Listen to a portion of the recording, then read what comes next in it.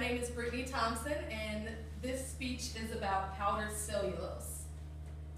As I scrolled through my Facebook one day, I was met with a terrible sight.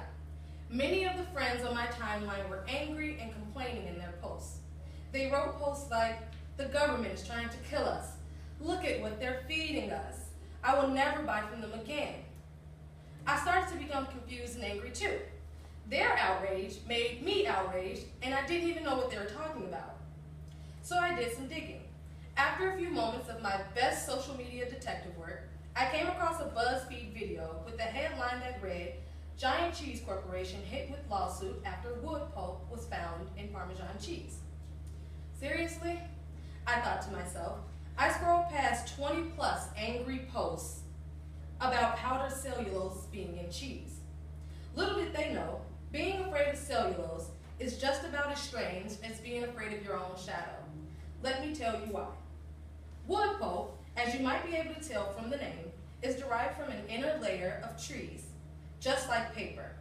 After being extracted from the tree, either chemically or mechanically, the cellulose is then grounded up into a powdery dust and used in a variety of things and food products, which include, yes, you guessed it, cheese.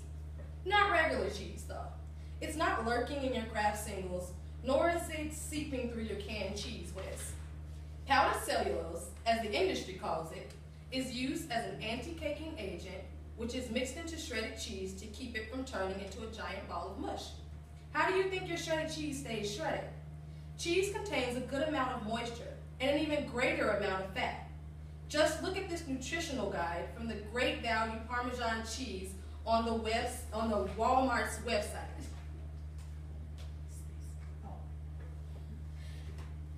As you can see, there is about 1.5 grams of fat per 5 grams of cheese.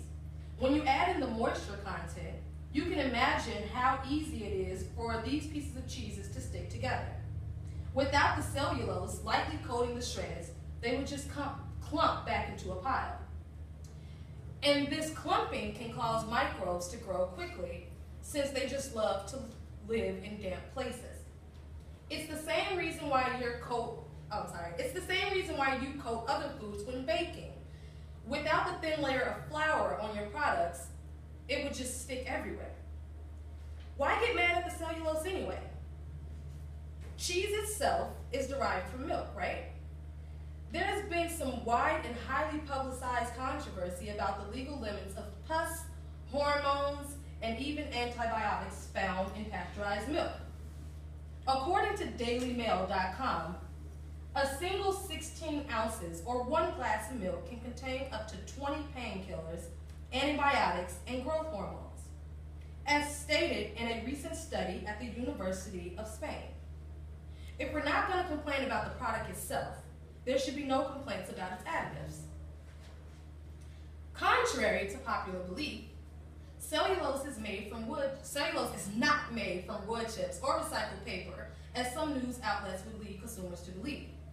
However, cellulose is made from a plant, just like the vegetables, sugar, and fruits we eat every day.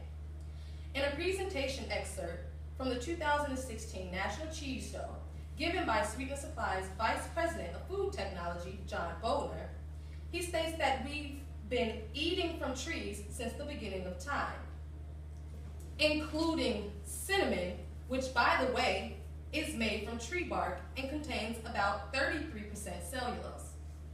As you can see here, we eat fruits like apples and oranges, roots, sap like maple syrup, cinnamon, and walnuts, almonds, pecans, and things like that, which all come from trees.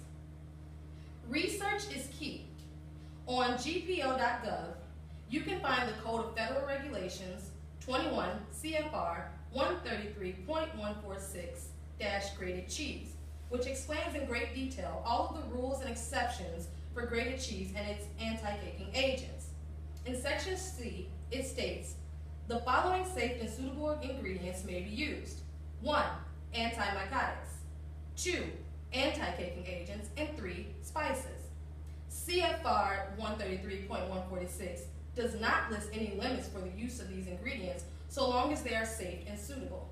So, The next time you see an ad or headline about wood being in your cheese, just smile at it, keep scrolling, and keep in mind what you've learned today.